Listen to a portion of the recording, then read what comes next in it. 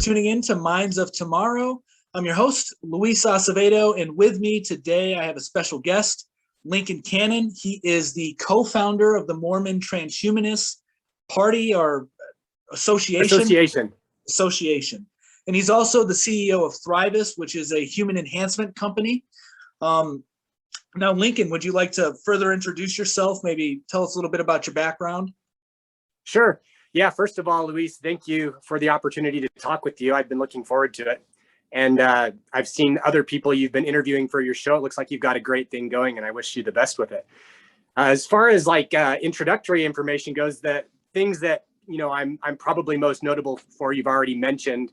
One is the Mormon Transhumanist Association. I was one of the founders, and I was its president for the first 10 years. And served on its board of directors for 15 years. And now I serve as an advisor to the association, which makes the Mormon Transhumanist Association pretty old if you think about it as transhumanist groups go. I also run a company that sells nootropic and geroprotector dietary supplements. That's Thrivous, and you mentioned that. I've been working on that for 5 years or so. The aim of the business is basically to help people take practical steps. What can we do with the science that we have today to make a practical difference in real people's lives instead of waiting for all these pie in the sky things, which I hope will come, right? I hope advanced biotechnology will make us immortal eventually, right? Essentially immortal, practically immortal.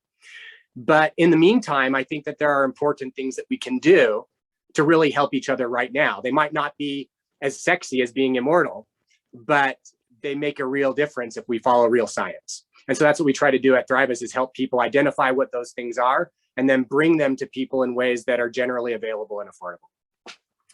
And then maybe another notable thing would be that I'm also one of the founders of the Christian Transhumanist Association, have served on its board of directors, and I'm still a member of that board presently. The executive director, Micah Redding, is a good friend of mine. I admire the work he does. I'm happy to support it. And as probably most people know, there's some controversy among some kinds of Christians about whether Mormons are Christians or not. Of course, Mormons, we consider ourselves Christian, and most, but not all, of the members of the Christian Transhumanist Association are more than happy to have Mormons involved in the organization and to participate, help out.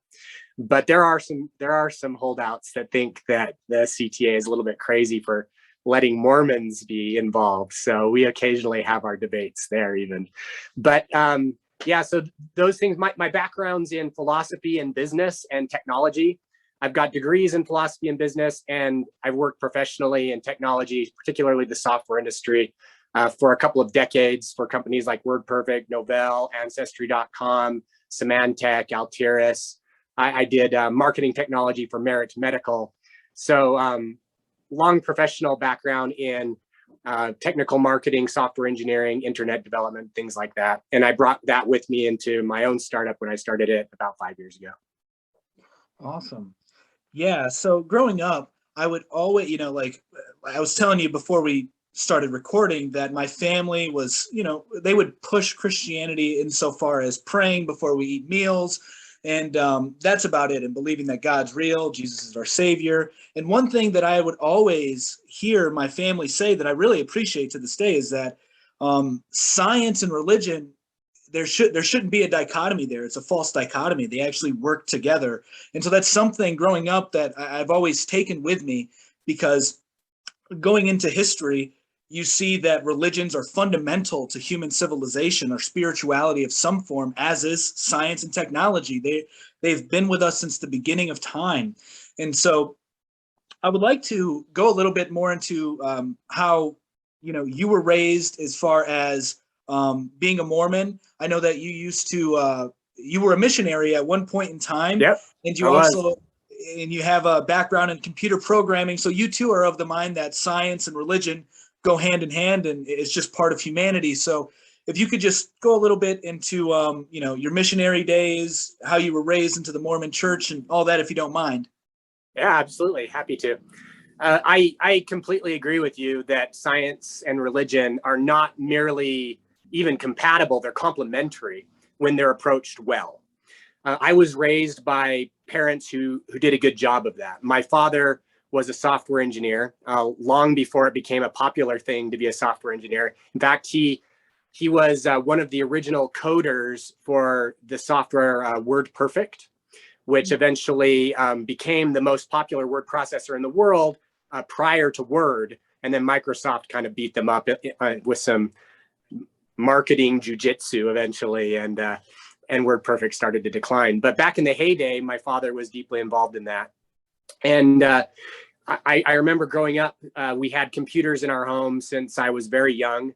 The first one that I remember well was a terminal to a mainframe computer that my father would use at our home. And when he wasn't doing important work on it, he would sit me on his lap and we would play text-based adventure games on the mainframe computer over our connection. So I mean, and I love that, right? Here I am with my dad. We're reading these cool adventure games, playing, using this computer. And my imagination really started to soar from that. As a young person, I started reading the writings of Isaac Asimov, who's one of my favorite science fiction authors. And that combined with the background that my father introduced me to, man, I was destined to love technology. My father, of course, he was also a practicing Mormon. So for him, this was not a weird thing.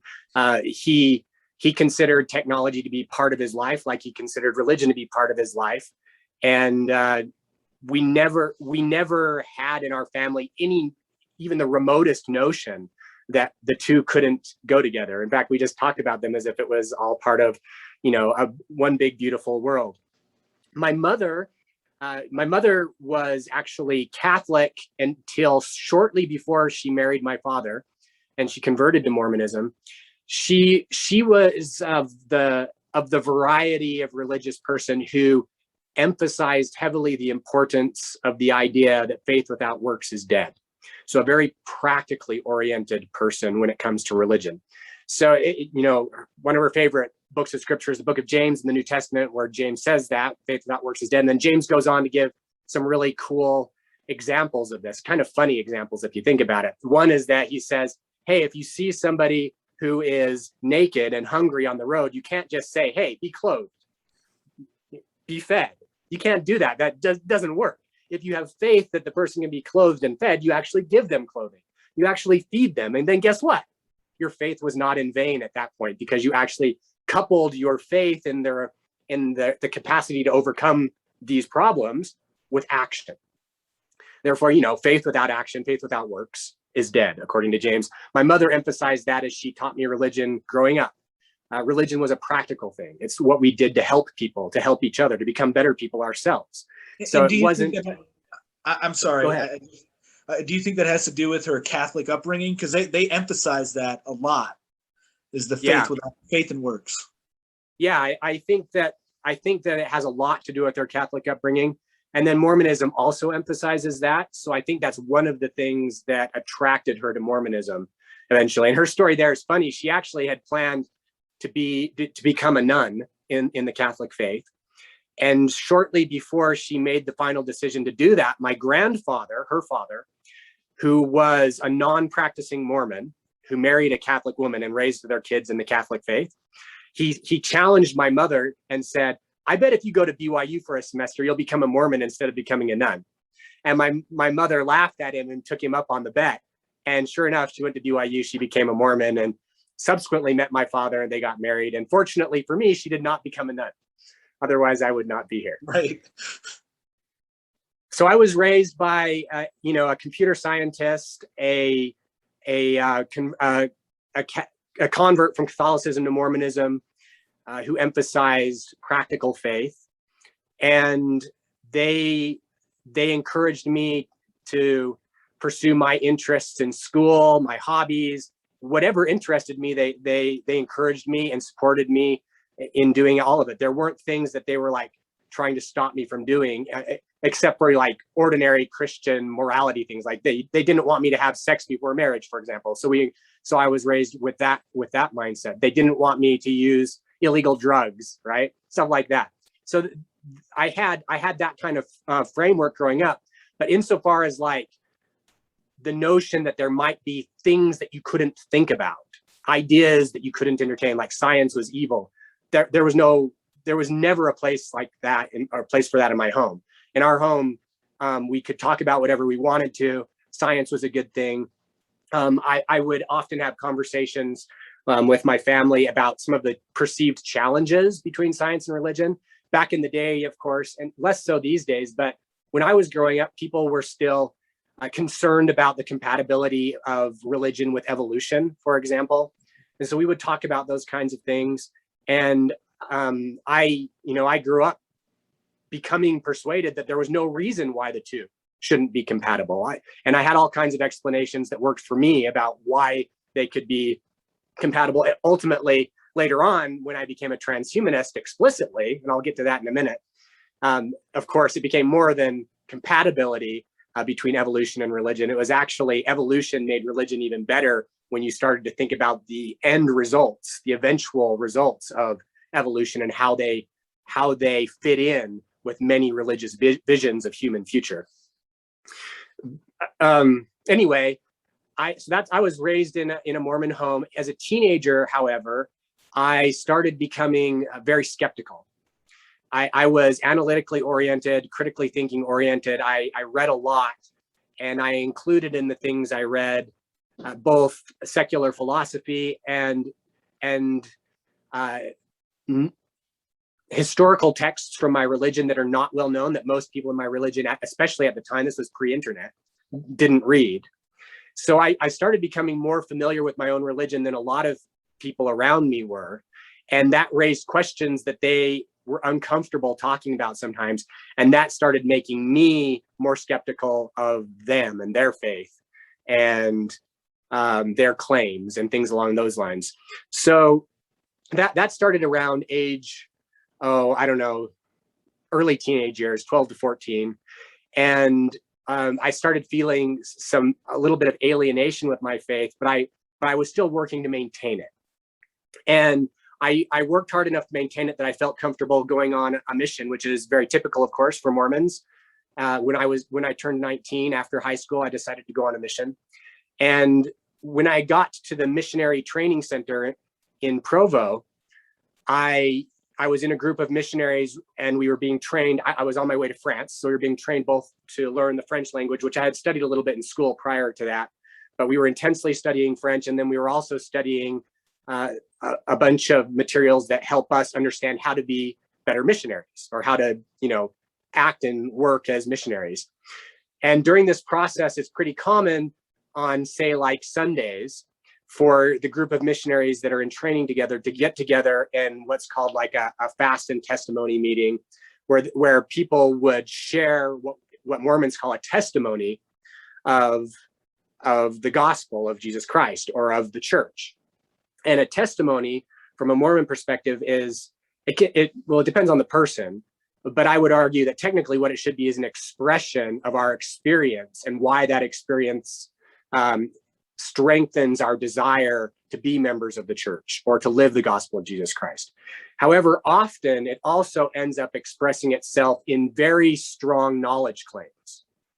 And I was uncomfortable with that as a teenager. In fact, I remember coming home from church once with my father after one of these meetings where people were sharing their testimonies and had been making lots of strong knowledge claims. We were sitting in our driveway after church, and I turned to my dad and I told my dad, "Dad, I think they're lying. I don't think they know most of what they claim to know." And my father, like I said, he was an open-minded guy. He didn't get mad at me or anything.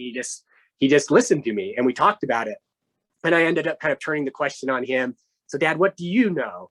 And we had a conversation about that. And he acknowledged to me all kinds of limitations on his knowledge. And I felt really good about that. The only thing at the time that I remember him telling me that he would say he knew is that there's a God. He felt like he knew that. But everything else, he felt like, it's more a matter of faith for me, I guess, or hope or something along those lines. So I went into my mission with kind of this attitude that faith and hope are much more important than knowledge. And in fact, in Christianity, we teach that the first principle of the gospel of Jesus Christ is that it's faith. not knowledge. The first principle is faith. And what did I have faith in? Well, I had faith that the teachings of Jesus Christ can make lives better. And I had that faith because I experienced it in my life growing up. It did make my family's life better. It made my life better.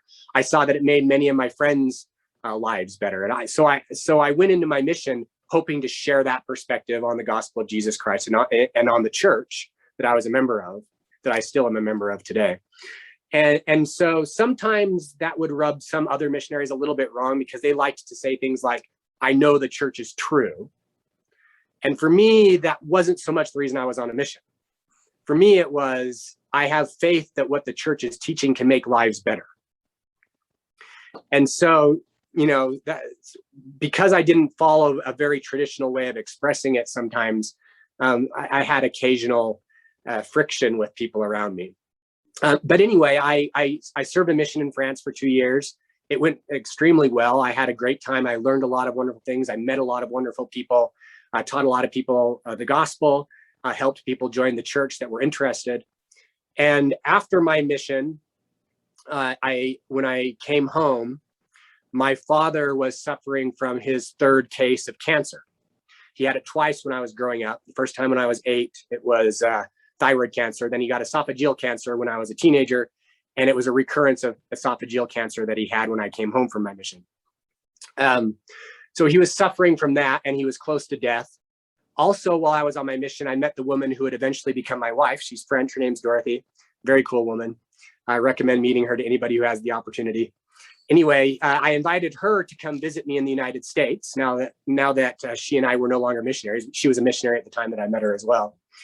And she took me up on the offer. So she came to the United States. We started dating and eventually we got engaged and then married.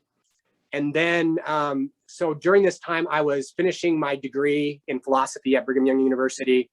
My father was dying of cancer. I was a newlywed. We decided to have kids right away. So our firstborn son came about a year later. And then my father died shortly after that, about a year after that. So this was a very stressful period of time in my life because of so many changes. Trying to enter adulthood, getting a job, getting married, being a father, having my father die. And when my father died, it broke my faith. All of the stressors and challenges to my faith that had built up through my teenage years and that I had been still working through as a missionary, they kind of just erupted emotionally in me. And I became essentially an atheist at that point. I didn't call myself that publicly. I really wanted to approach it constructively and not in a way that would be threatening to people around me. So I would often joke with my friends that I was agnostic toward extraterrestrial humanoid deities, is the way I would put it. And I still wanted to make room for kind of the immanence of God, the importance of spirituality, the benefits that can come from religion. But I had lost my ability to believe in a God out there. So, and in large measure, that was just a result of, very typical, predictable problem of evil stuff that my father's death, subsequent to a lot of suffering, had brought into my life. And I wasn't able to process it in a way that was consistent with maintaining a theistic view of the world. So strangely, while I was essentially an atheist, I started studying a couple of things in ways that would lead me to become a transhumanist, but I didn't know this yet. And frankly, I already was a transhumanist implicitly, but I'll talk more about that in a minute about how I recognized that. But one of the things I started studying a lot, and this is going to sound strange given kind of the changes in my faith, my loss of faith, I started doing a very close and careful reading of the Epistles of Paul from the New Testament. Paul is, of course, the earliest writer from the New Testament text. A lot of people who aren't familiar with the history of the Bible think that the Gospels were earlier because they're earlier in the text, but that's not the case. the oldest texts that we have in the New Testament come from Paul. So they're probably the texts that most closely represent the earliest forms of Christianity. So I wanted to really closely study those and try to get a sense for a deeper sense, because I grew up reading them, of course, but I had never really closely and carefully read them in light of my philosophical studies, and tried to understand, because Paul, of course, also was deeply familiar with Greek philosophy. That was the science of his day. All educated people in Paul's day were deeply familiar with Greek philosophy. So I wanted to bring my background in philosophy to a careful reading of the text and just see what I could see. And at the same time, I also started doing a lot of reading on the internet about emerging science and technology. And I started discovering some writers, some philosophers that at the time I didn't know it, but later on I would discover identified as transhumanists or things like transhumanists. And those writers that I discovered in that process, the two that ended up being most influential on me were Ray Kurzweil and Nick Bostrom. I discovered Ray Kurzweil's writings about how to live long enough forever. And then I jumped from there to his book, The Singularity is Near. And then Nick Bostrom, the first thing I discovered from him was his writings on the simulation argument. And the writings of Bostrom and Kurzweil resonated very deeply with me. They brought to mind many things that I had speculated about in less formal ways for many years as a child and as a teenager, and that brought to my heart many things that I cherished about the way that I looked at God as a Mormon child. And then as I was reading Paul, I saw in Paul all kinds of really powerful echoes and compatibilities with my favorite philosopher, which is William James, the pragmatist. And I became, at this point in my life, more converted to Christianity than at any time prior, even though I was essentially an atheist. And what did it is recognizing in Paul's writing the really incredible motivation that he had and was able to share with other people to act and to do something based on his understanding of the message that Jesus Christ shared. And that message, I would characterize it in a way that I inherited, of course, from Mormonism, as an immersive discipleship of Jesus Christ. And what I mean by immersive is that it's not so much an effort to kind of worship Jesus as a person. It's not a religion about Jesus. It's an effort to live the religion of Jesus. And that's what I would call an immersive discipleship of Jesus Christ. And Paul exemplified that for me. Paul, in so many ways, he talks about the importance of reconciliation. He talks about the importance of taking on us the burden of Christ and filling up that which is behind of the afflictions of Christ in our own flesh for the sake of the body of Christ, which is the church. In other words, it's this encouragement to be willing to suffer with those who need, that are suffering, to console those who need to be consoled, to heal those who need healing, to work together to overcome our tensions and our conflicts, and to become better people. And then, of course, Paul goes further than that. It's not just about becoming better people psychologically or spiritually, but Paul also talks about this day that to come when not all of us will sleep. In other words, not all of us will die. This day that will come when the living will be changed, he says, in the twinkling of an eye, from mortality to immortality, and the dead will be raised. And then, of course, there's this echo of Jesus's command to his own disciples, right? Paul never knew Jesus personally. Paul became a Christian later. But to Jesus's disciples, per the Gospels, Jesus said, raise the dead. That was one of the commands he gave them. So go out, console the sad, heal the sick, and hey, raise the dead. And at the same time here, I'm reading these works from Kurzweil, these works from Nick Bostrom, and these things are just really resonating with me. And I'm starting to get intellectually a way to open the door to where my heart had always wanted to go, but where intellectually I had been blocking myself because of kind of my analytical nature and my inability to find ways to understand the possibilities, find rational ways of pursuing the visions that religion had presented to me as a child. So what are those visions? Well, growing up as a Mormon, we have this vision that, and this is an important distinction between Mormonism and quite a few other interpretations of Christianity. In Mormonism, we trust that humanity can and should become God, not displacing God, but joining God. And that God is a community of people, of sublime people, of immortal persons that are glorified and intelligent and benevolent. And that as humans, our task, our opportunity is to learn and to grow and to develop through experience, often very hard experience, the qualities of character and knowledge to become gods ourselves, the same as all other gods have done before. And that's a quote from Joseph Smith, the founder of Mormonism. So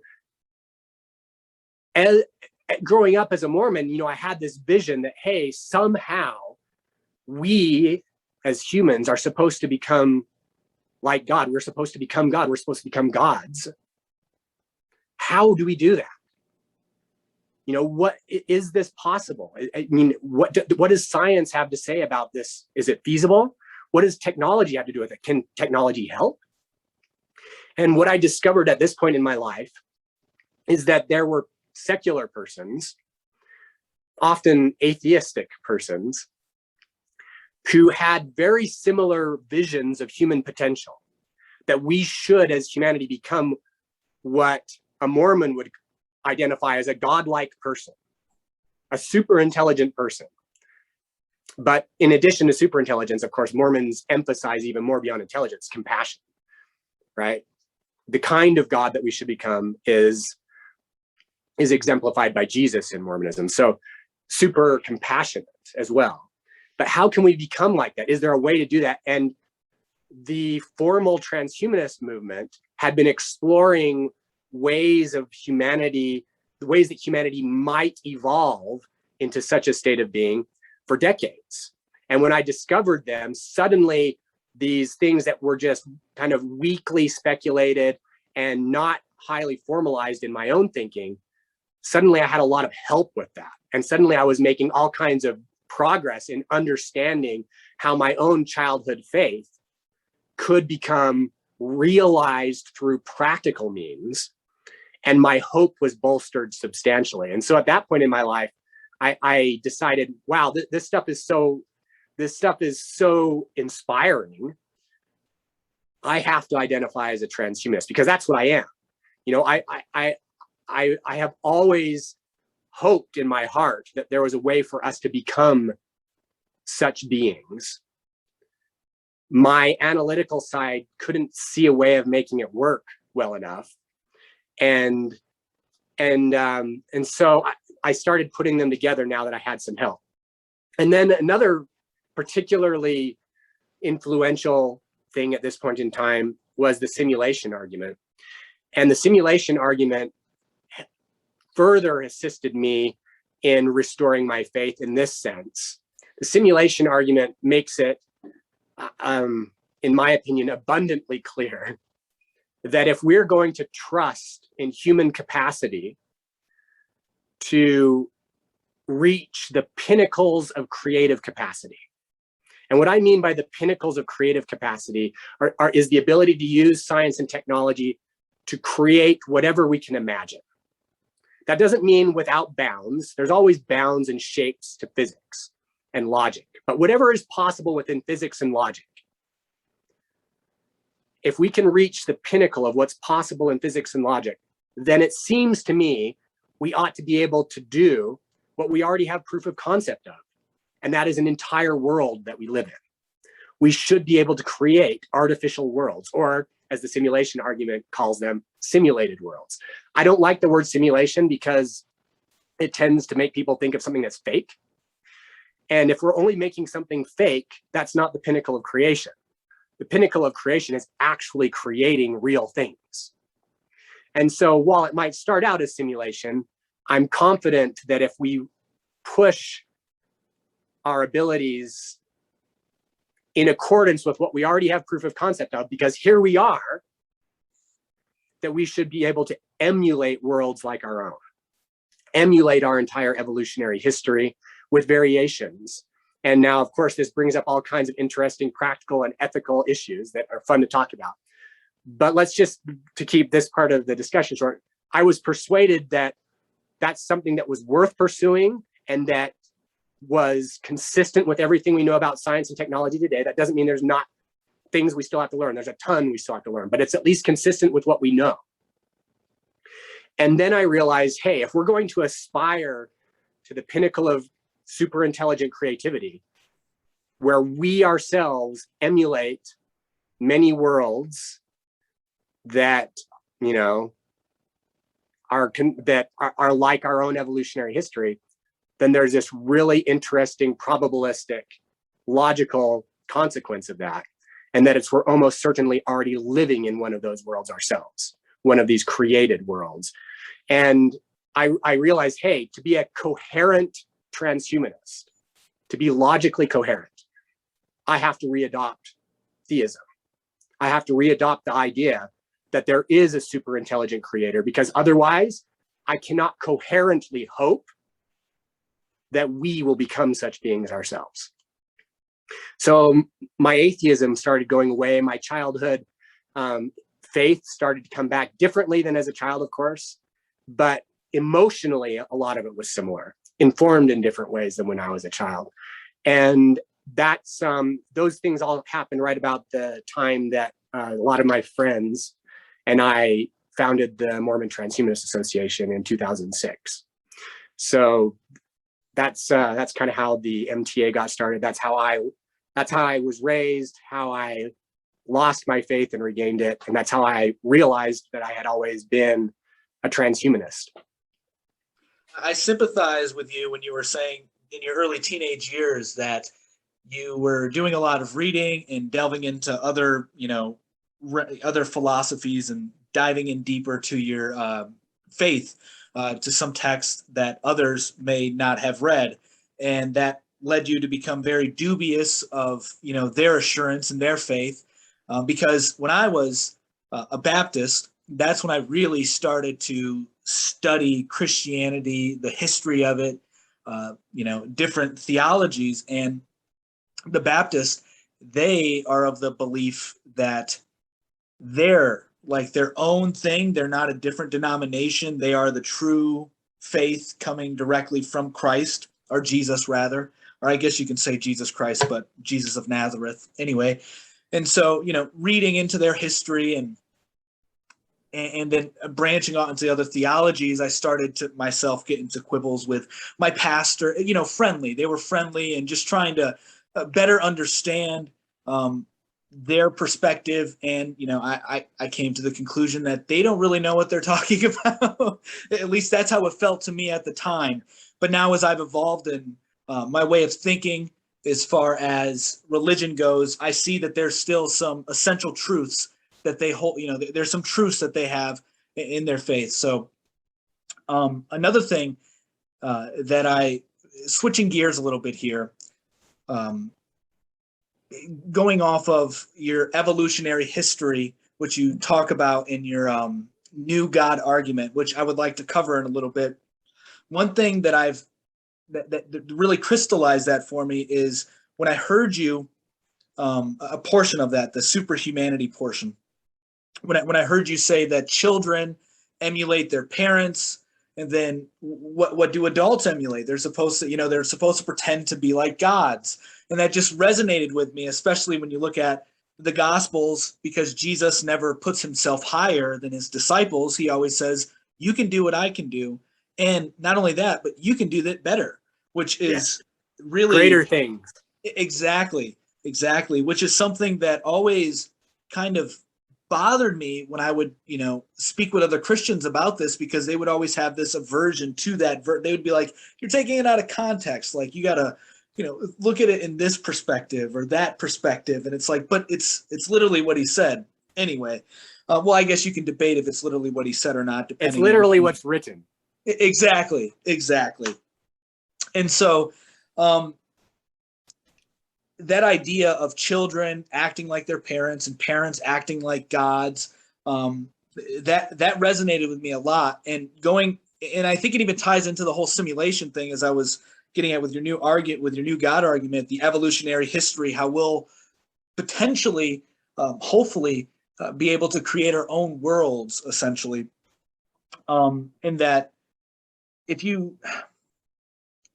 the concept of the evolutionary history I really like, because you have the superhumans, which they would have to derive their building blocks from, pre-superhumans. So the evolutionary history, as you were talking about.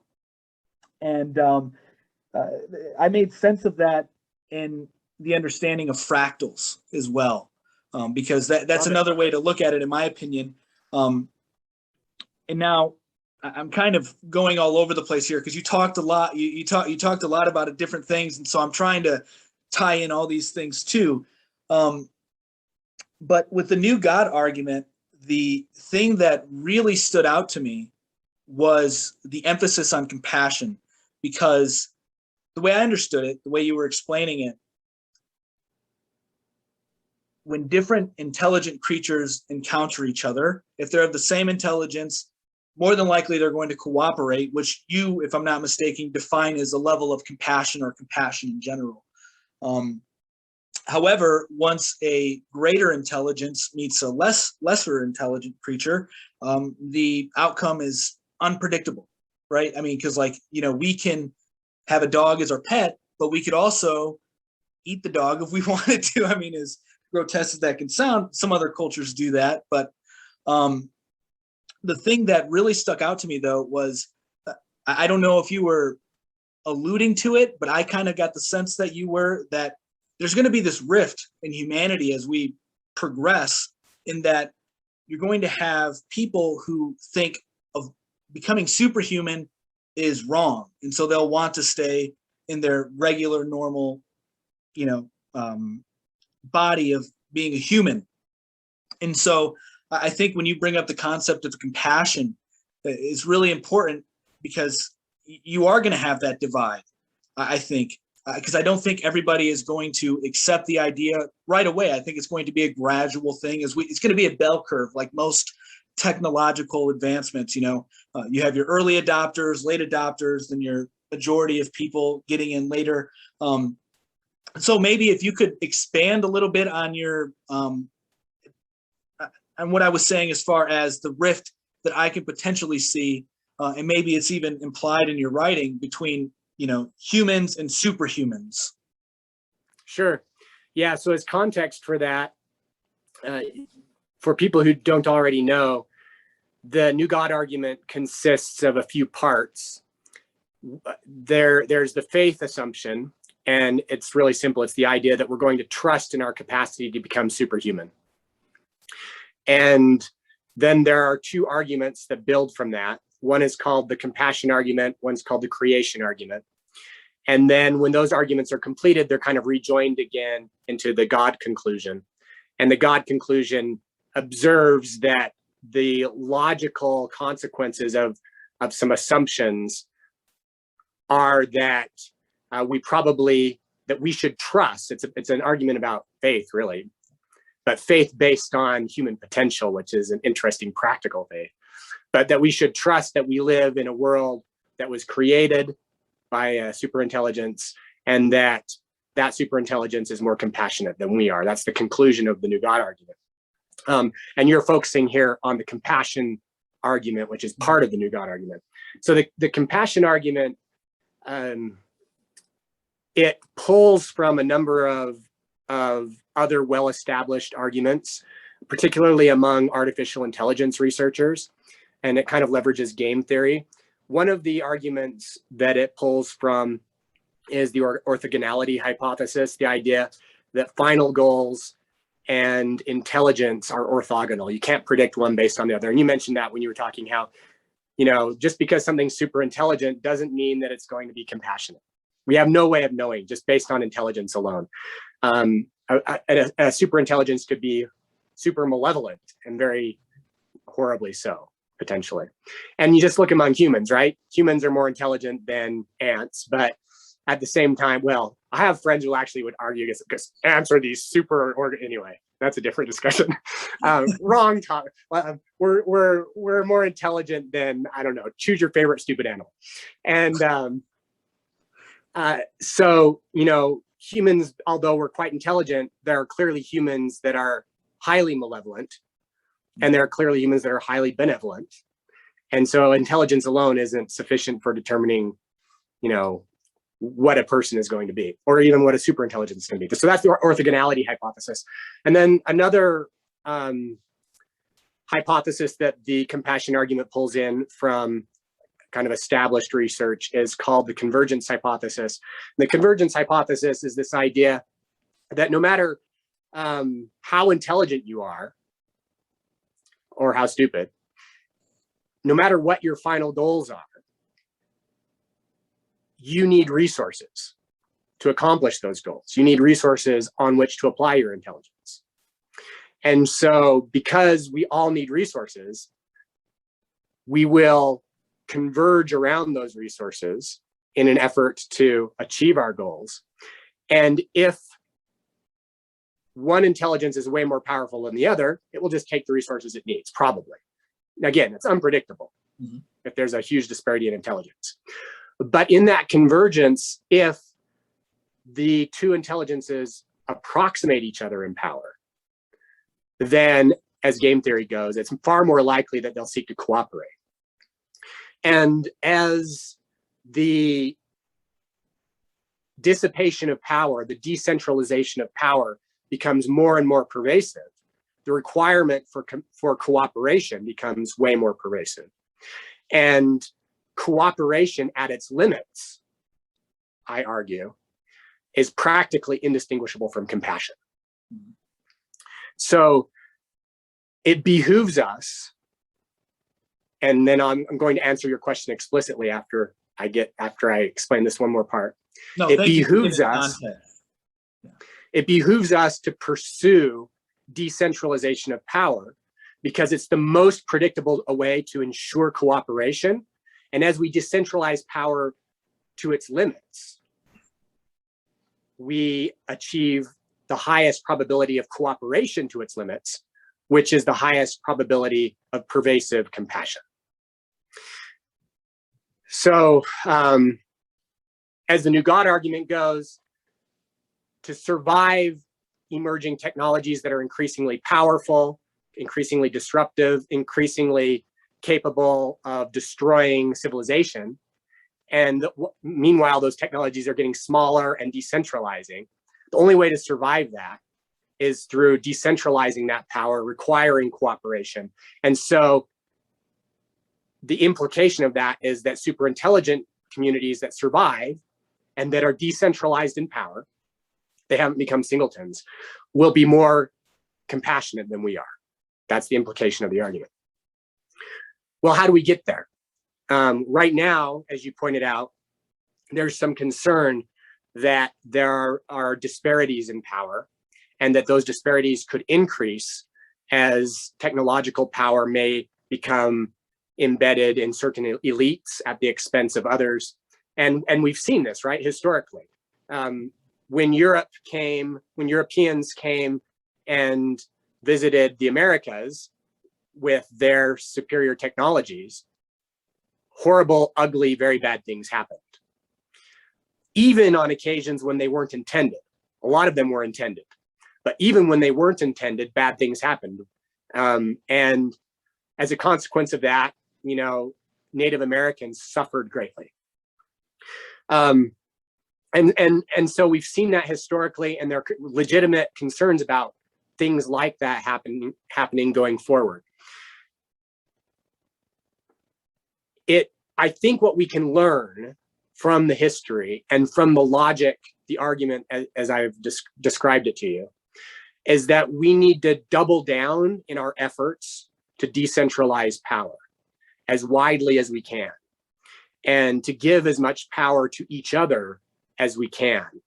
And there's lots of ways that we might imagine that happening. I'm personally very hopeful that the technologies of the blockchain industry will become mature enough that we will be able to innovate with new forms of governance that were not technologically possible even decades ago.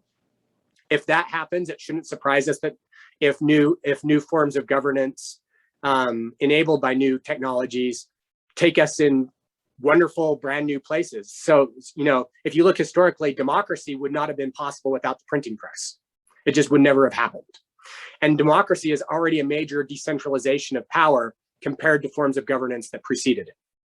I think we've kind of reached peak democracy, at least in its traditional forms, given the technologies that we've had for the last couple centuries. I think if we want to achieve greater decentralization of power, we need new technologies and new forms of governance. And I think we see those emerging. And blockchain technology is a promising place to look for that. So, what do we do with people today who say, I don't want to participate in anything that you might call superhumanity because you're corrupting humanity? I don't want anything to do with that. Stay away from me, you mark of the beast, Satan worshiper. And I say that, it's kind of funny, but they literally say that to me on a regular basis, and they're not joking. While it might make me smile on the inside, if I'm talking with them face to face, I try to keep a straight face and to take what they're saying seriously most of the time, unless they're super mean, and then I probably will laugh. And I do, and just real quick, the whole mark of the beast argument, that fascinates me, because if you really want to follow the logic to it, well then social security cards can be viewed as the mark of the beast, right? Driver's license could be viewed as the mark of the beast in a way. So it's just comical when that's just thrown out there so flippantly, as if it's just this, it only applies to technology in the future, but it can't apply to what you have today. It's just very interesting. That's right. And in fact, it has been applied to things in the past. We've just forgotten. Right. They've forgotten. The fundamentalists have forgotten. And it's been applied to technologies that existed 2,000 years ago. And the fundamentalists today have just forgotten. So it's kind of a boogeyman. But what do we do about that? Do we just give up on them? And my answer to that is no. But we also don't have to take there are more options than simply the in-your-face, you have to become a transhumanist or you're worthless, which some transhumanists seem to take up. And of course, they're not effective. It's as silly as the religious fundamentalists.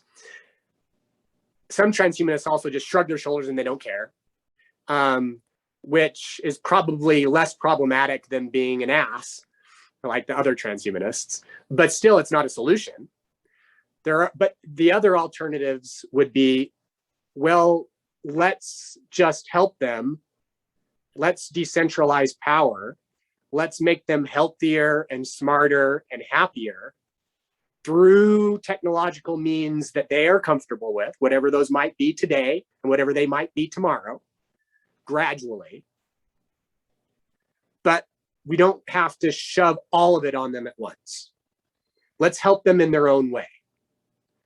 And I trust that in the same way that it's now normal to use cell phones, and that probably would have freaked out people 100 years ago who would have called it witchcraft, let alone 1,000 years ago. Can you even imagine?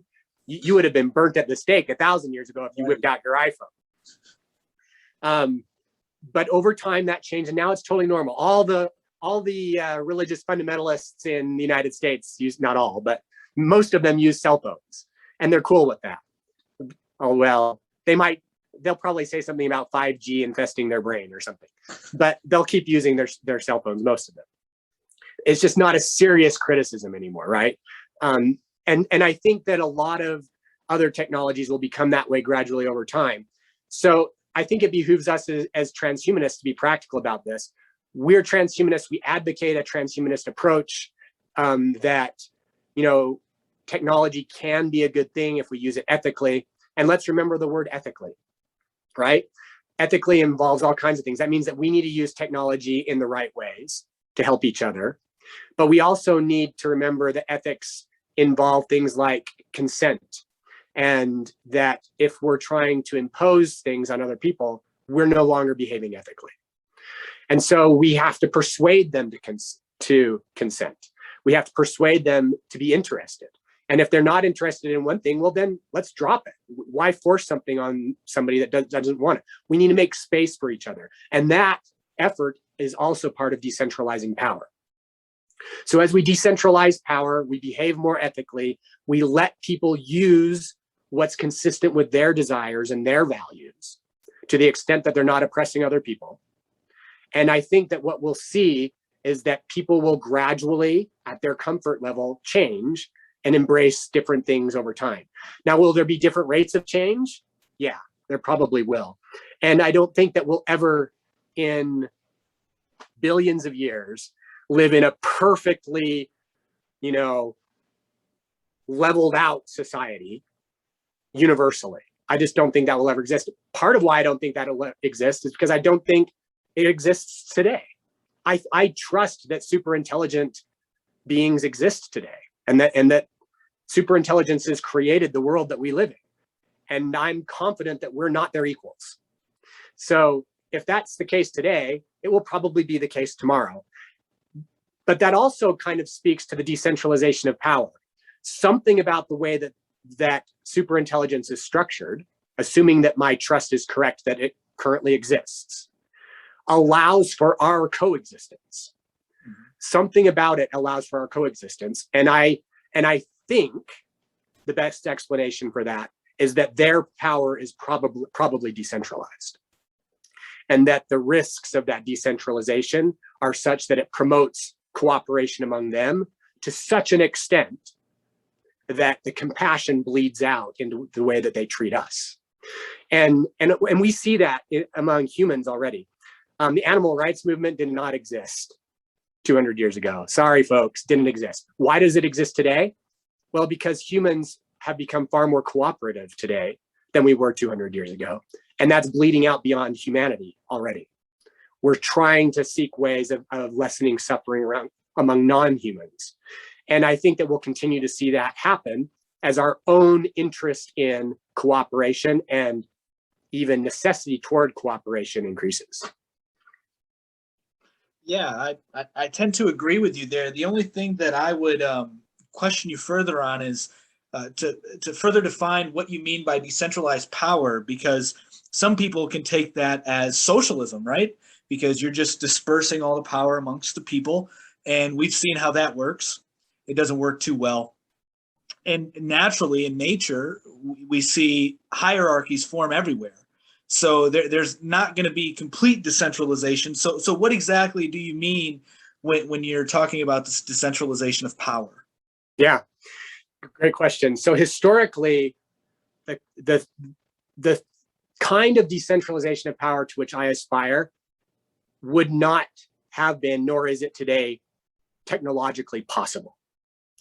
So when we look historically, I call this libertopia. There's the right-wing libertarians who want to decentralize power from their perspective. They want to live in a libertarian world, a world where people are left alone to do what they want to, as long as they're not oppressing each other. But what have we seen happens in that? Well, it really just creates power vacuums. Mm-hmm. And where there's a power vacuum, somebody will get a whole bunch of guns together, form a hierarchy, and pretty quick you have a dictatorship that forms. And really the best case study for libertopia is Africa, in my opinion. Mm-hmm. A bunch of people who, there weren't some strong central governments to, no Leviathan to prevent it. So somebody stepped in and took the power, and now they've got the guns, and there's no decentralized power. There's no libertopia. There's just a dictator. Mexico is also a good example of that too, with the cartels rivaling the governments. There you go. So that's an example on the right side. On the left side, from an ideological perspective, I identify as a left libertarian or a libertarian socialist, and it's important to distinguish that from an authoritarian socialist. Most people on the left today, most mainstream people on the left today lean authoritarian. And what I mean by that is they lean towards this idea that government can solve our problems for us. Centralized government can and should solve problems for us. The excuse me, the kind of the boogeyman in that line of thinking, of course, is communism. Mm-hmm. And people on the right will accuse the left of being communists. And what they mean by that is that people on the left want to become authoritarian socialists. And they want to control everything in a centralized way, centralized planning, centralized control of everything to make the world better according to their centralized set of values. And of course, the concern on the right, which concern I deeply share in this case, is that ends up creating things like what we've seen historically, the USSR and other abuses of that authority. And it doesn't achieve the communitarian ideals that it sets out to achieve because it's so inefficient and because it lends itself to abuse of power. So that centralized authority ends up becoming corrupted and bad things happen. So how do you balance this problem where if you go too libertarian, you can't get anything worthwhile done, it creates power vacuums and dictatorships arise. Or if you go too authoritarian, then the power is abused and you don't achieve those beautiful communitarian ideals. So what's a libertarian socialist like me supposed to do? Where I want to be both a libertarian and I have these communitarian ideals, I want to help each other. And that's where I think we need to look for new forms of technology and new forms of governance that haven't existed before. And I've mentioned already, I think blockchain may be the beginnings of enabling that. But the idea is that we need formal decentralization, not informal decentralization. Libertopia and power vacuums and dictatorships are the consequence of informal decentralization. We need formal decentralization, empowered decentralization. And I don't know exactly what that means. There's a lot of questions to answer and a lot of work to do. But I do believe that we're starting to see the beginnings of it in the work that we're doing in peer-to-peer information technologies, most well exemplified today by all of the blockchain technologies, decentralized finance and such that are coming out. And I'm hoping that we'll see these technologies applied to ways of organizing people, reaching consensus among people, acting as a group in a decentralized way that respects and values everybody's participation in that peer-to-peer network, but doesn't allow for the possibility, formally prevents the possibility of that power centralizing and becoming abused in a centralized way. Everybody will try to abuse everybody. Many people, many times will try to abuse power, or they'll unintentionally abuse power. But when it's decentralized, the risk of that decreases substantially. And when that decentralized network is formalized sufficiently well, it can still be efficient. And that's kind of the aim here. How can we be efficient and formalized while still maintaining decentralization and decentralization of my will and my values? How do we balance that in a formal way? And I don't have all the answers, but I think that's the direction to go. Gotcha. And I like the distinction you made between formal and informal decentralized power. I've never heard it articulated that way, and I like that a lot. Now, I do have, there are some things that I do agree with on the socialist side, more so your leaning of socialism. And one thing that I think that the founder of it, if I'm not mistaken, Karl Marx, I think he's a little misunderstood.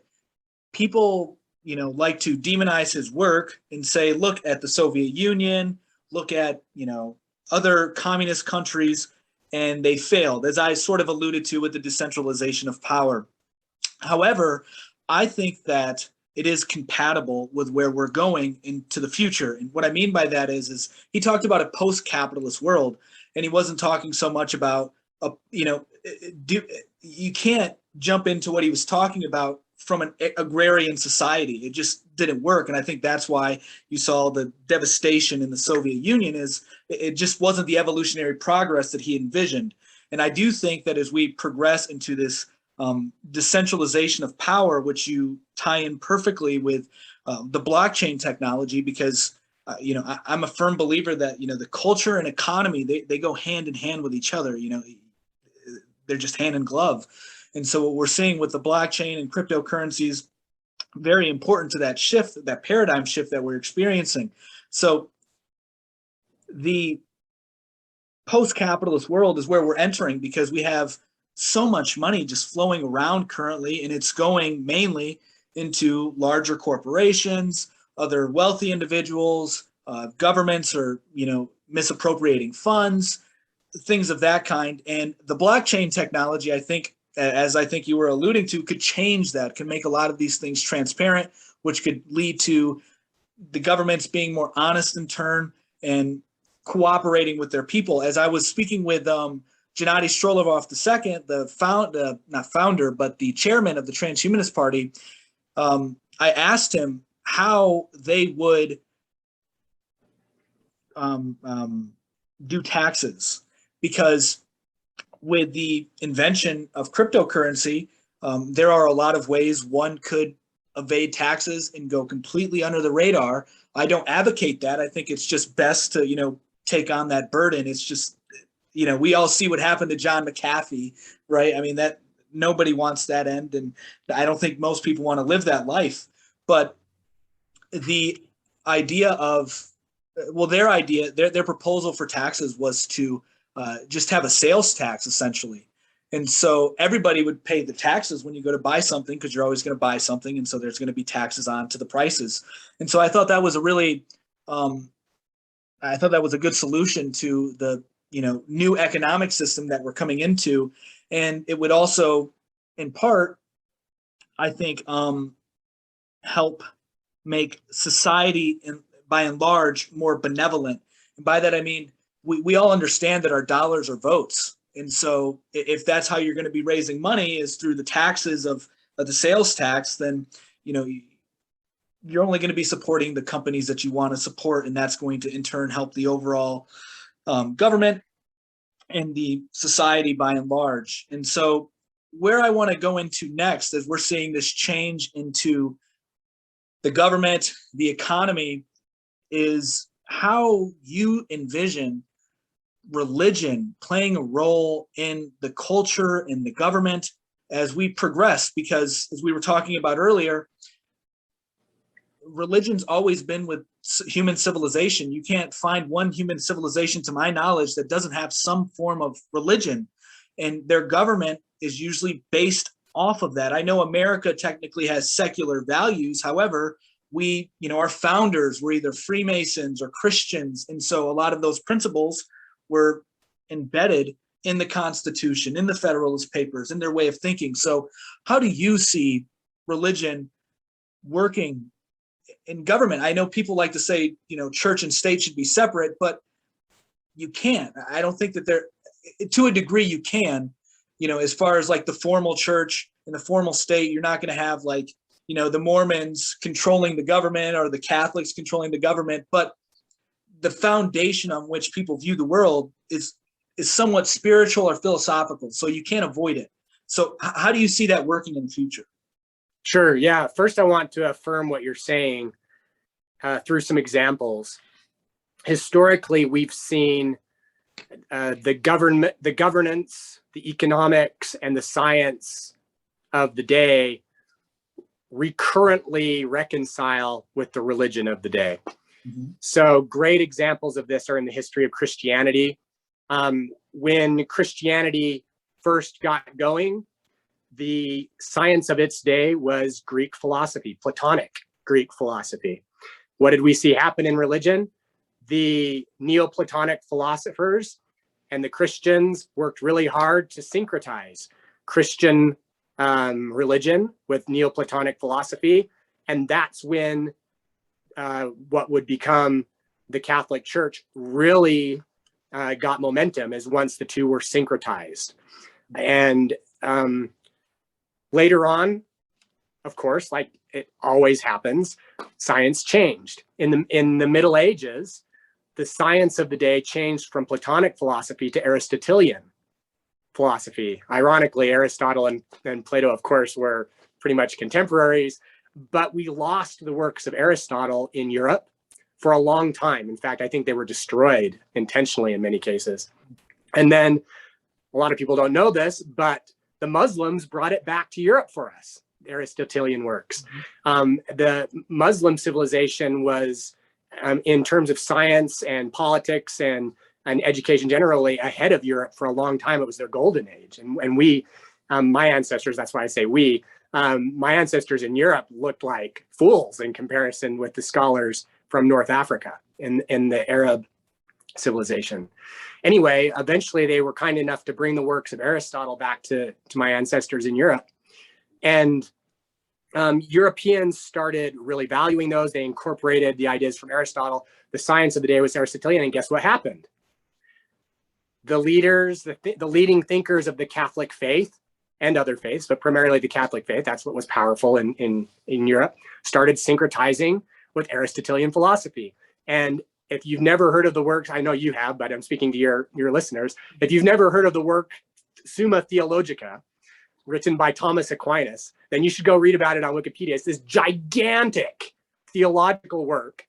And most of that work is about Thomas Aquinas' effort to integrate Christian theology with who he called the philosopher. And for him, the philosopher was Aristotle. So there was a bunch of tension between Aristotelians and Christians, but he fixed it. And then the tension went away, things went along. We're now in another phase of tension between Christianity and science. And that tension was introduced by probably most notably Charles Darwin, and then perhaps to some extent Albert Einstein and related works. So there's this new tension that has been generated. Christianity has felt tension from its traditional theologies that are more Aristotelian and Platonic. And you've got these new observations and theories from science coming from the likes of Darwin and Einstein. What are we going to do? Is religion suddenly going to die? No. What we're seeing now, especially in recent decades, is we're seeing people come up with ways to integrate the two again. So to your question more explicitly, what's the role of religion going forward? Well, religion going forward is going to fill the same kind of role it filled historically. To do that, though, it's going to have to evolve and incorporate the science of our day, like it always has before. And that's not a bad thing, and that's not a surprising thing. In fact, it would be surprising if it doesn't incorporate the science of our day. And what's the role that religion has filled for literally thousands of years since the historical dawn of humanity, as you've already pointed out? Well, I would characterize that role as one of being a social technology that provokes a strenuous mood. And in fact, I would argue that religion is the most powerful social technology that brings people together to common action to a strenuous degree of effort. It gets stuff done. And so when you have a religion that is aimed at very ugly, horrible, bad ideas, it gets those things done very well. And it's really ugly and horrible and bad.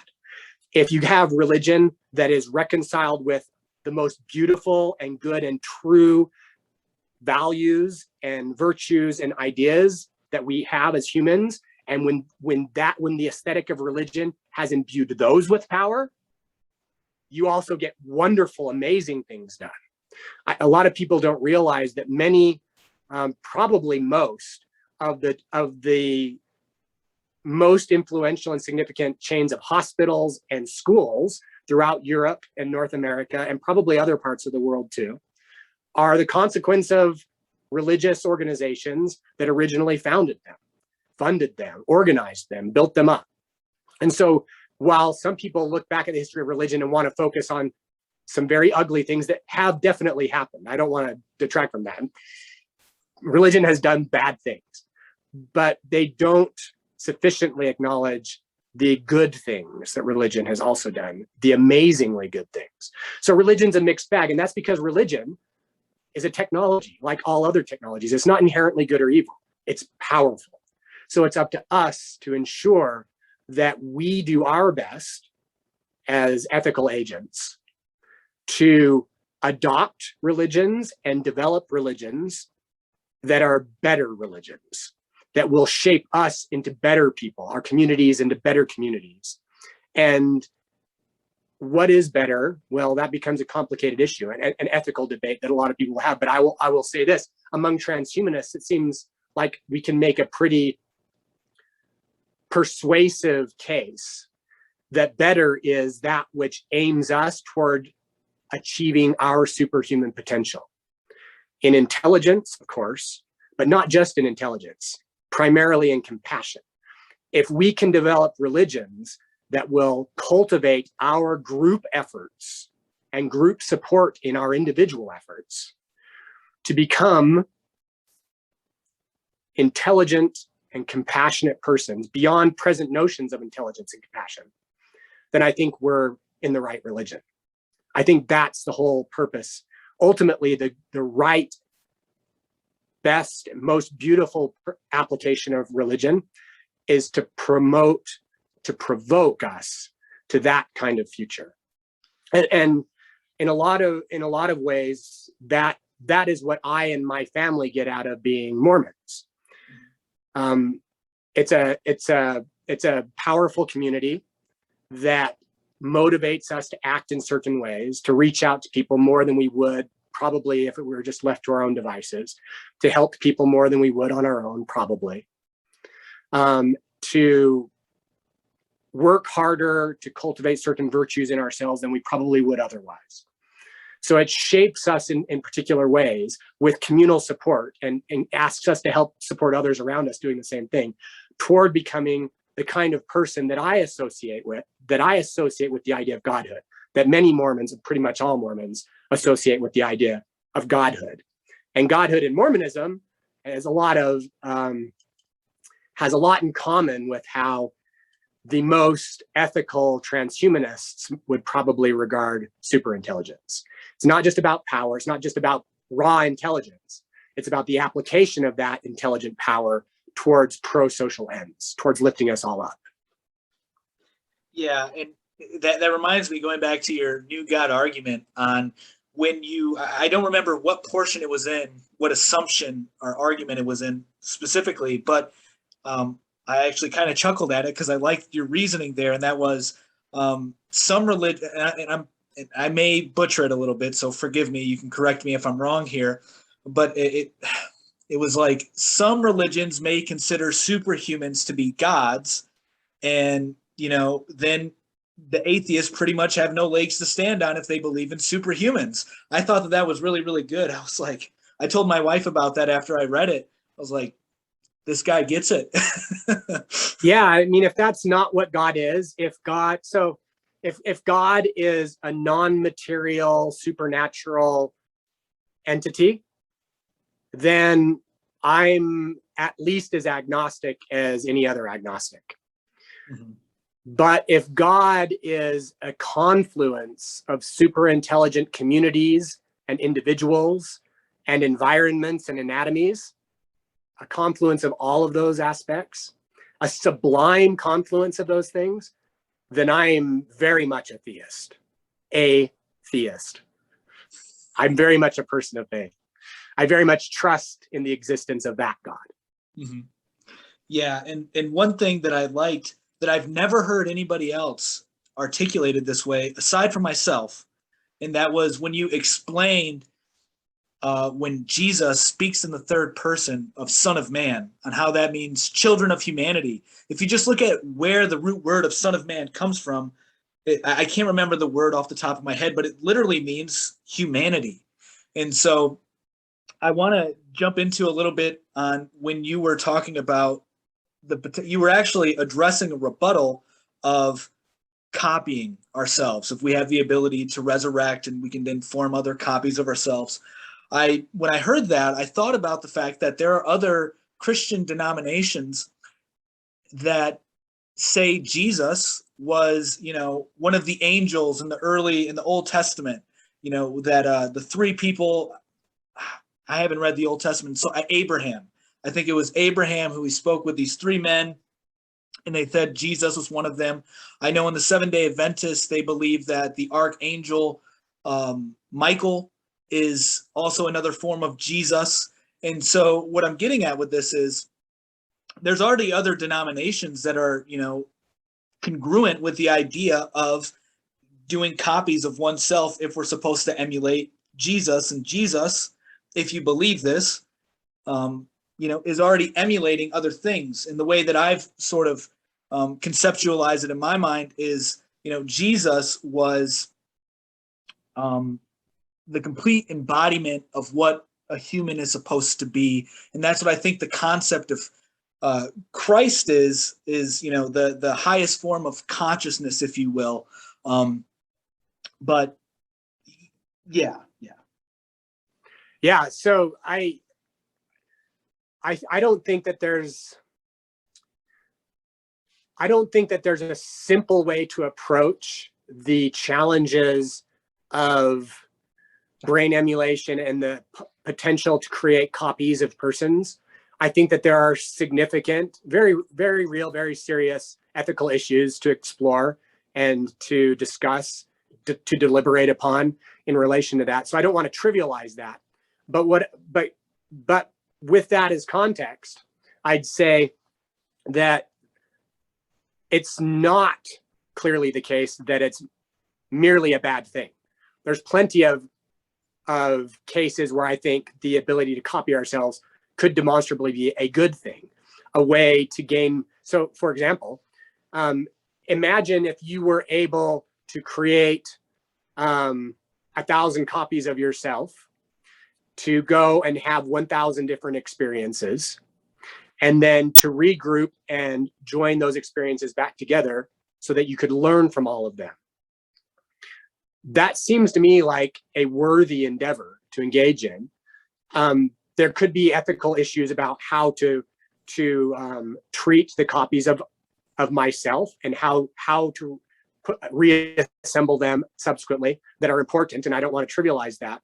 But the ability to learn far more things is one of the ways that I think that could be applied. Now, there some of the let's give some airtime to some of the horrible, immoral applications of this technology. Somebody could choose to make a copy of me to torture in their basement.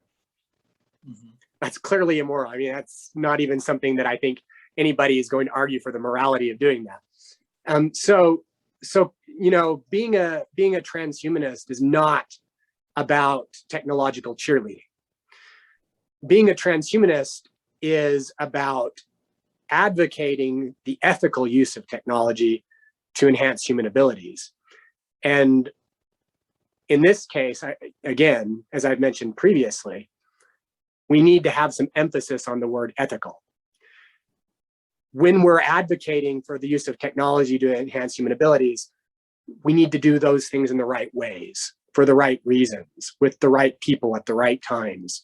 There are myriads of ethical questions in our applications of technology, and we shouldn't marginalize the ethics of all of this. We should embrace the importance of ethics.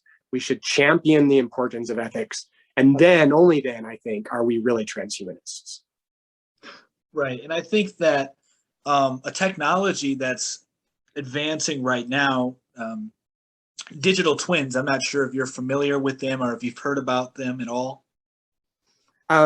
Yes, I think so. It depends on where you're going with this. Yeah, so you can use it for buildings and things like that, but I'm more fascinated in their application when it comes to, us, as far as humans go. I do apologize. I've sort of lost my train of thought there where I was going to go with that. But the digital we can snip it out later. Right.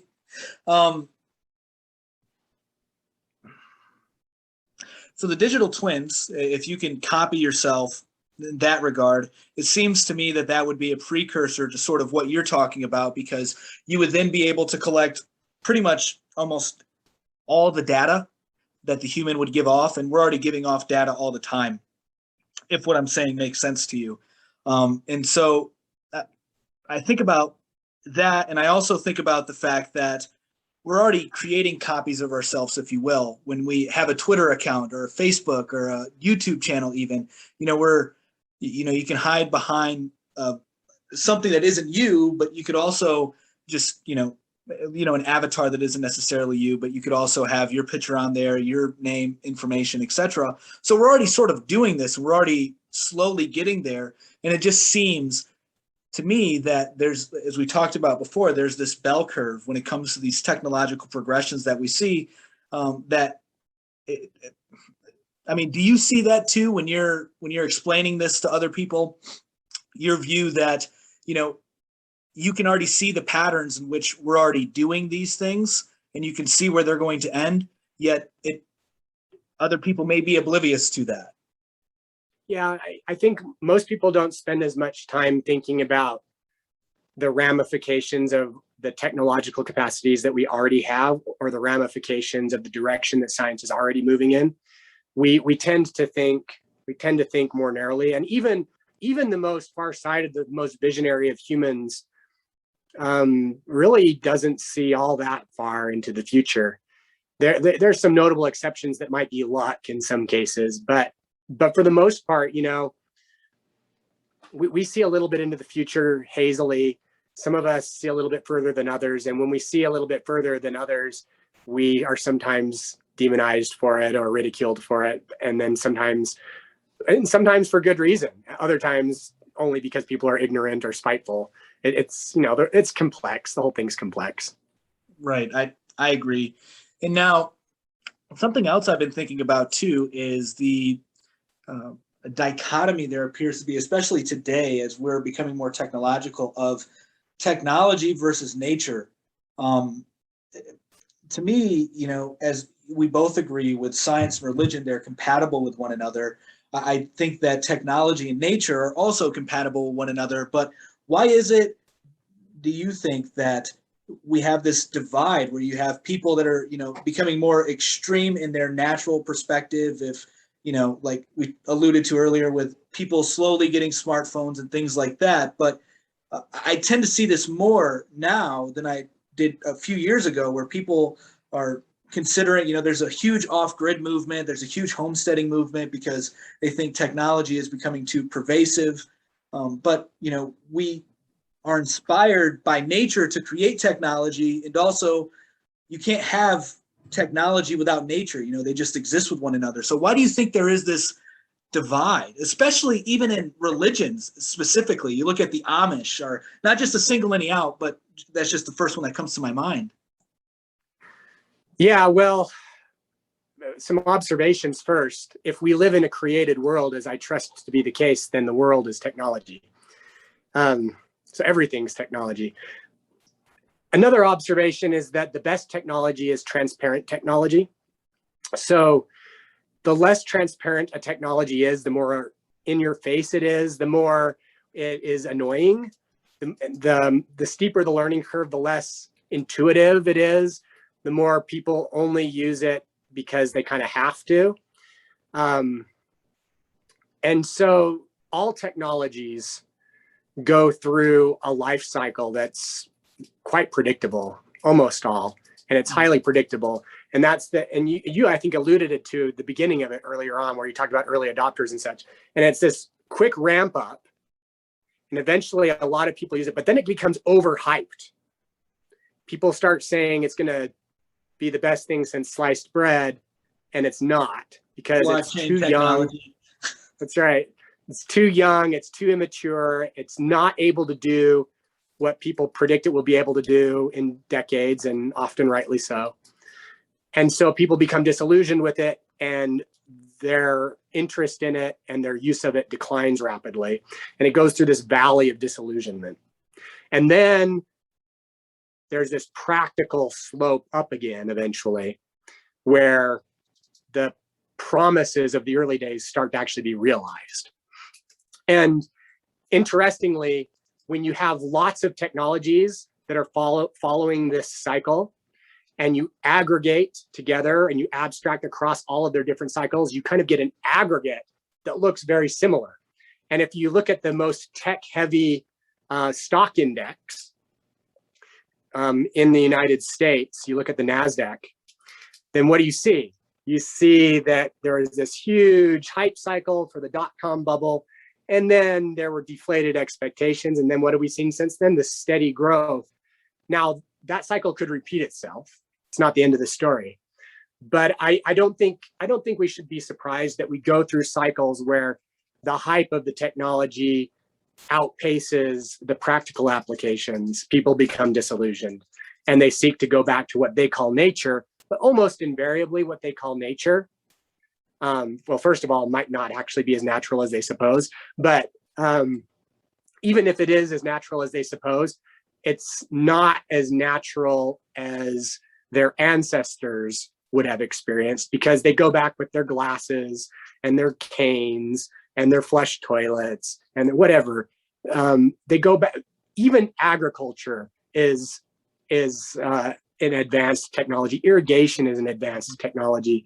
In fact, one of the greatest terraforming operations on our planet has been irrigation of our planet. There's no way Earth could sustain the billions of people that live on it without the massive terraforming project that we've done through irrigation. So we'll go through cycles. People won't always realize how much technology they're already using, and it'll gradually build up as emerging technologies become more practical and realize their potential to greater extents. So in religion, you mentioned the Amish. An interesting thing with the Amish is that my understanding is that the Amish aren't necessarily anti-technology, they're pro-simplicity. So if there's a simpler way to do something as effectively, they choose that. But they are fine using a technology if it really is the simplest way to get something done. And I think there's actually something admirable about that. Now, they may not wish to accomplish some things that I wish to accomplish. And so for them, using certain technologies is just a complexity in their life, whereas for me, it actually is the simplest way to achieve that thing. But overall, I'd say that their position is probably a little bit more nuanced than just being anti-technology. And when we look at religions generally, that's probably the case. Most religions use technologies, always have. In fact, religions have in many ways been modified by their own technologies. The Bible is a perfect example. The Bible would not be in the hands, in the same way that democracy wouldn't exist without the printing press, modern Christianity would not exist without the printing press, which is, of course, technology. The Protestant Reformation never would have happened without the printing press. And we're now seeing technological impingements on religion that are likely to produce equally large evolutions in religion to those that we observed during the period of the printing press. I think that we'll see new religions emerge. Lots of those new religions will die. Major religions will evolve and adapt. And we may be going through a period of time where religion will be transformed to as great an extent as it was transformed about, say 400 BC to 400 AD, when all of the current major world religions were born. And prior to that, other religions were the major world religions, notably Zoroastrianism. Zoroastrianism was the most prominent religion on earth because it was the official religion of the Persian Empire, which ruled a greater percentage of humanity than any empire that has ever existed since its time or prior.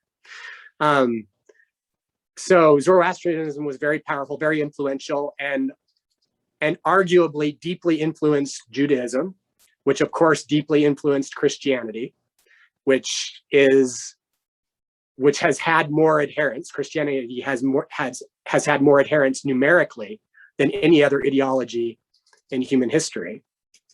So, the power of religion evolves, it changes, the aesthetics change, but there are doctrines and ideas that evolve and flow from one to another. And for me, I see something sublime, something divine in that evolution. I see human potential growing.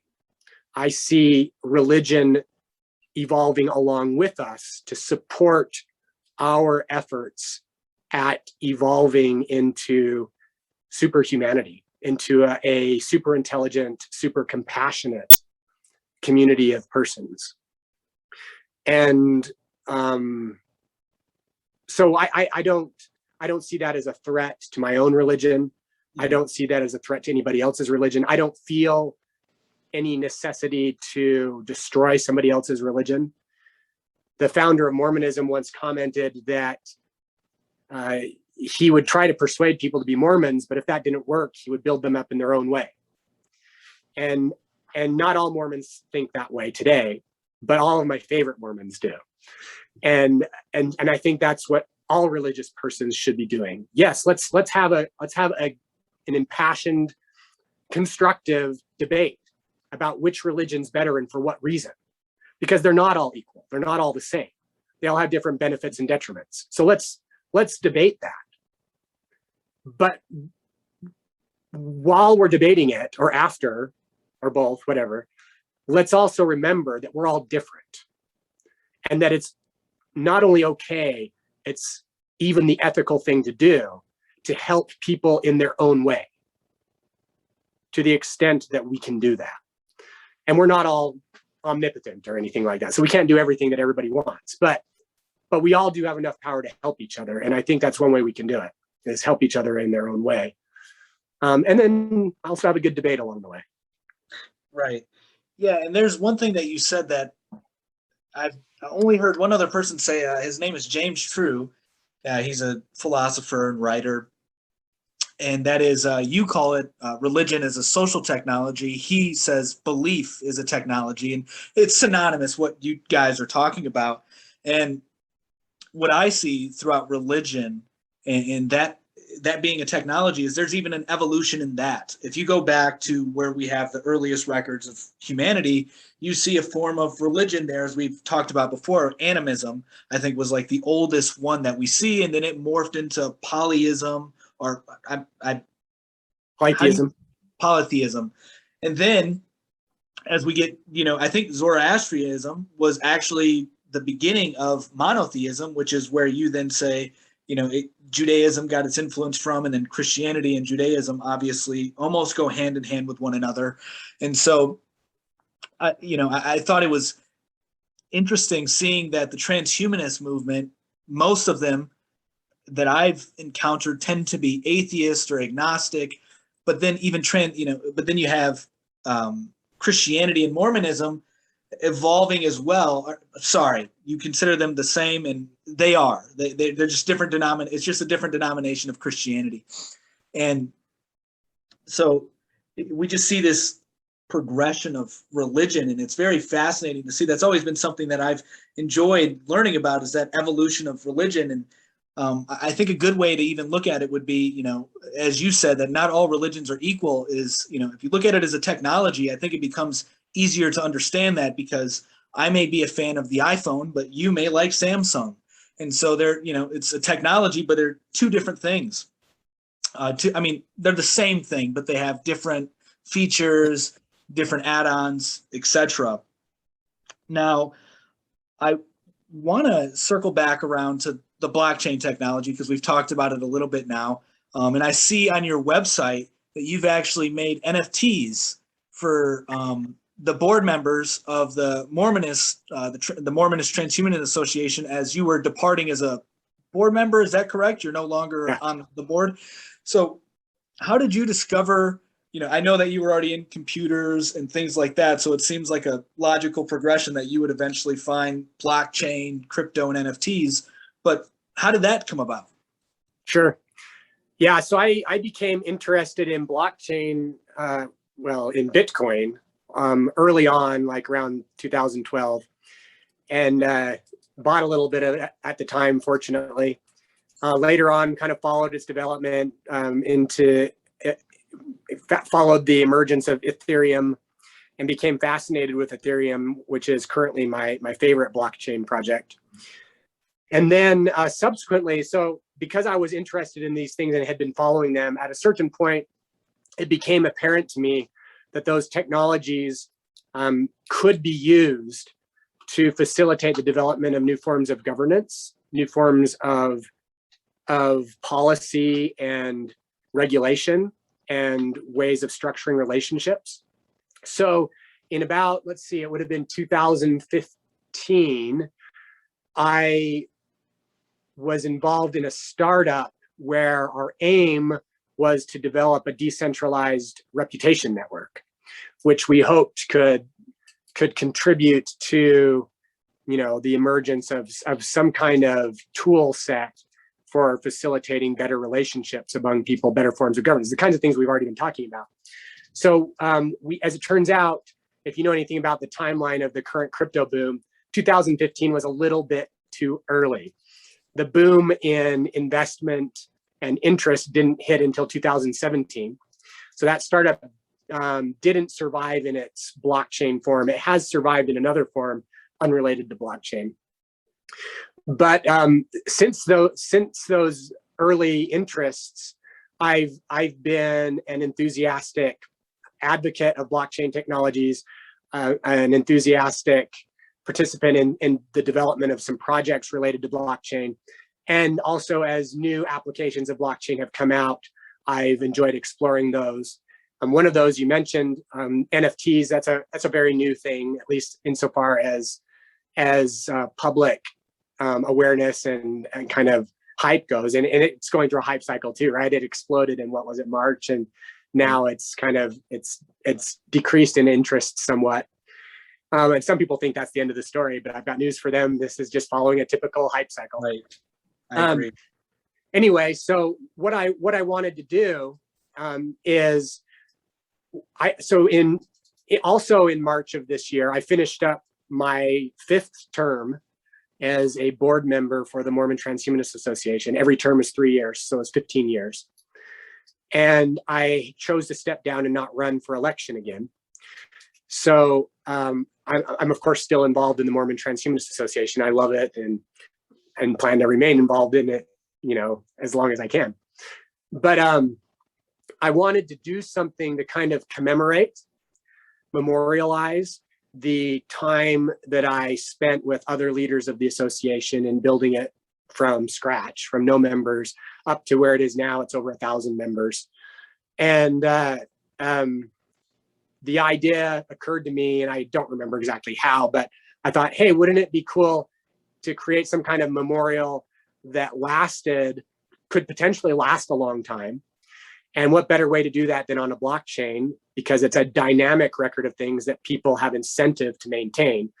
It's interesting, in science fiction stories, some people have sometimes explored how best to preserve information. And a lot of people think, oh, the best way would be to etch it in metal. That'll last forever. Well, on kind of cosmic timescales, even metal eventually wears down. The only way to make information persist on cosmic timescales will be dynamically through intelligent beings who have an interest and incentive to perpetuate the information. So maybe blockchain is the beginnings of something that could last that long. Maybe.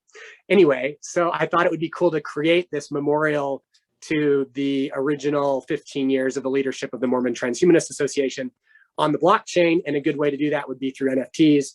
So yeah, I put together a bunch of NFTs based on a work of digital art that I created a few years ago with the help from artificial intelligence. I used Michelangelo's creation of Adam with an AI tool to recreate a version of his work that calls to mind technology as the mechanism of creation and has the hand of God and the hand of Adam touching in this technological context.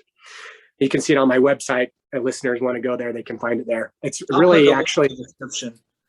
Cool. Yeah, it's I think it's a really beautiful piece of art, and a lot of people have found a lot of inspiration in it. It's been a popular piece of art. So I used that as the visual aspect for the NFTs, and then customized 51 NFTs for the 51 different terms that different persons filled for as board members of the Mormon Transhumanist Association, distributed those NFTs out to all of them. And now we have this memorial to the leaders of the Mormon Transhumanist Association, each NFT customized for a particular person, a particular term of years, minted in order of their participation on the board. And hopefully that can serve as a permanent record of the original structure of the association, hoping that the association endures and makes a helpful imprint on the future of humanity. Right, and I think that blockchain technologies and NFTs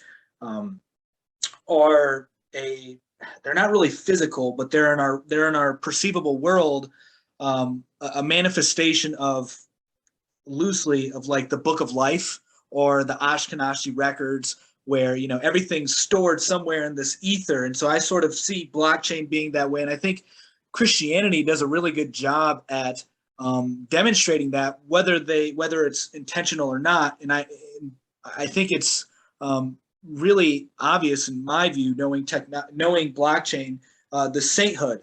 If you look at, I'm not sure how the Mormons, I know you guys are considered the Latter-day Saints of Jesus Christ, so you guys obviously believe in the concept of sainthood and that you can become a saint yourself.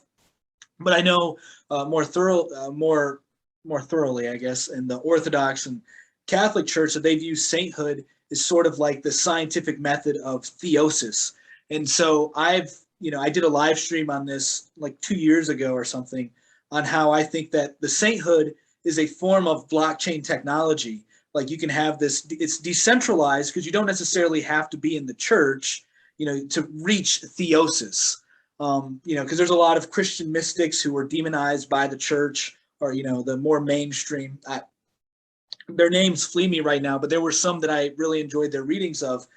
But anyway, I also see NFTs sort of illustrating the human mind and personality in a way too, because people see NFTs as simply JPEGs that you can buy. What they fail to realize is there's so much more than that. You can add layers because they're built on a smart contract, and so you can add layers. So like if you have this NFT of a house, I've thought about this. This isn't a real thing. This is something I've thought about as an example of what I'm illustrating here. You can buy a house on it. Let's say there's an NFT in a house, but then there's different layers to what you can add into the house. So let's say, okay, for people who don't know, NFTs mean non-fungible token, meaning that they're collectibles, they're rare items. There's a finite amount of them being produced, as opposed to your typical cryptocurrencies, which, typically they're considered fungible because there's more of them in whatever. So a house would be a good application of an NFT in my mind, because you can then layer that as well. So you can say you buy this NFT for the house, you then get the data or whatever that may be that is associated with the smart contract, but then there's layers. So then you can get, maybe you want to get the house, and with the house you want to get a home security system, right? Or you want to upgrade to a smart device. There's different tiers on how you can purchase that house. Maybe that isn't the best example. There's other real life examples out there of this being done with NFTs. But what I was getting at too is, with humans, you can kind of see our personalities, our consciousness being an NFT in a way, because you build rapport with somebody before they have to earn your trust before you open up with certain things. And so I think that these technologies, as you've already said, you think I agree with you completely. I think that the earth is sort of like hardware, and life is the firmware on the hardware, and then the things that jobs and things like that are comparable to software. Maybe my analogies are way off as somebody who's a computer programmer, so I'm not as educated as you, but those are the way that I envision it. And so I think that these technologies are, like you said, here to stay, and NFTs especially. They're very underrated, but so was Bitcoin when it first came out, so were cryptocurrencies. And I think that there's a analogy between religions in the way this new technology works. Yeah, I agree. In fact, going back to the ethics of a world in which it's possible to emulate brains and to create backups of ourselves, we will face major challenges with major legal and ethical and practical challenges in relation to our concept of identity. And what we will need is a formal mechanism for consensus identity. And that's where NFTs and their evolutionary descendants, whatever those are, because NFTs are a young new technology and may be superseded by something better. But something like that, some evolutionary descendant of NFTs, may be a tool that we can use in a highly complex technological future to preserve our identities, to preserve the concept of identity in a communally coherent way, in a way that maintains structure and stability and dependability and accountability in a very otherwise complex world. Lincoln, so I think this is going to be a good way to end this interview here. Piggybacking off of the comments on NFTs and the NFTs you made for the board members of the Mormon Transhumanist Association, do you see churches and religions or other religions using or accepting cryptocurrencies for like tithes and potentially even using NFTs like yourself? Yeah. So already Mormons, or members of the Church of Jesus Christ of Latter-day Saints in particular, which is the largest Mormon denomination and the denomination that I'm a member of, we are able to pay our tithing, which is our donation to the church, using cryptocurrency if we work through a philanthropy subsidiary of the church. The main body of the church, they don't have the systems in place to accept cryptocurrency donations, but the philanthropy arm does, and you can donate stocks, of course, you can donate other kinds of property, and cryptocurrency is one of the things that you can donate to the church for your tithing. So yeah, already the church I'm a member of accepts that. And I suspect that would be the case with quite a few other churches. I don't know the details, but it would really surprise me if any of them are resisting taking donations in cryptocurrency. I mean, minimally what they can do is they can accept the donation and immediately convert it into fiat and put it into their regular bank account. And then maybe some of the more forward-looking will actually hold on to it. So for example, the Mormon Transhumanist Association, we've been accepting donations in cryptocurrency for years, long before it was popular to accept it. And as you might imagine, because of that, it has appreciated in value substantially and has contributed to the let's just say well-established strength of the association financially. So the Mormon Transhumanist Association has a considerable amount of funds, and cryptocurrency has made a substantial contribution to that. And I think, just generally speaking, organizations, religions should be accepting cryptocurrency, if for no other reason, simply on practical grounds. But then, there is, in the case of Mormon transhumanism, I think, a strong confluence with our philosophy and our theology as well, that power is something to be distributed, something to be shared, and that even the power of God is something to be distributed and shared, and that the aims of God are to develop us all into a shared godhood, which is very consistent with the idea of decentralized power, decentralized technology. Right. And yep, that's really cool. I didn't know that your church was accepting it already. And that was totally news to me. So very interesting to learn about. And is there any place where people can go and find some of your work, or maybe find out more about the Mormon Transhumanist Association? Sure, yeah. So my personal website is easy to find. Type in Lincoln Cannon in Google, and all of the top search results will point at me. That my specific domain name is lincoln.metacanon.net. And then if you want to learn more about the Mormon Transhumanist Association, you can go to transfigurism.org, or again, just type in Mormon Transhumanism, and that will pop up right at the top. And then if you're interested in following my business endeavors, my business website is Thrivous.com, or type in Thrivous, THRIVOUS, and you can learn more there. Awesome. I'll be sure to put the links in the description for all of that. That way people can have, easy access to it right below the video here. So Lincoln, I thank you once again for coming on the show, man. It's been a really, really fun conversation. Thank you, Luis. It's been my pleasure. I've enjoyed speaking.